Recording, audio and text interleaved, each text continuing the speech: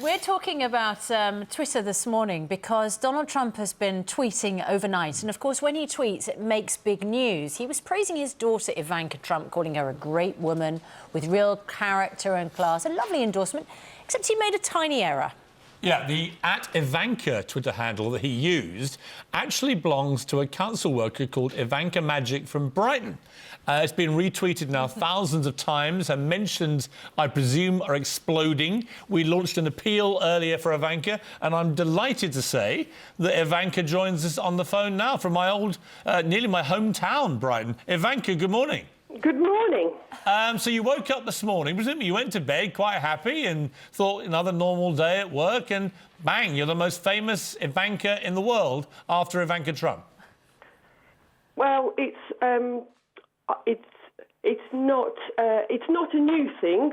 I've had the @Ivanka handle for quite a long time. But it's my name. All the way through the election, I've been tweeted, and I did during the election have a Twitter bot encouraging people to vote for Hillary.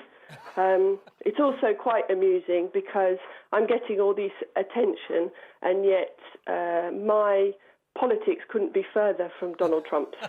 So rather than being concerned about the spaces he puts in his tweets, I'm more concerned about his stance on climate change. Well, that's a very good point. Just when you get tweeted by the president-elect, and I expect he'll continue making this mistake if he carries on tweeting when he's actually president, what sort of responses do you get from other people on Twitter? Well, to be honest with you, this morning, I really did. I am smart enough to switch off my phone and my notifications before I go to sleep. But I woke up this morning and there was a mixed bag. I couldn't actually find the original tweet for a minute or two because there were so many notifications. But a friend actually sent it through. But it's a mixed bag. Some people clock quite quickly who I am, apologise. Some people engage, some people are rude. I've tried various ways of handling it, but I don't think one can take it too seriously because obviously even whatever people think, they're not actually tweeting at me. Yeah. If Ivanka Trump tries to buy your Twitter handle off you because she wants to be top Ivanka in the world, are you prepared to sell it? Oh, that's a very interesting question. I don't know. I think we've never had a bit of engagement. I did encourage her at one point because there's a gentleman in America who has the John Lewis Twitter handle, and he has some interesting tweets as well. But people think he's the department store, don't they? Exactly. He's actually he's a civil rights leader. I'm not unusual in having a Twitter handle that people confuse with somebody else.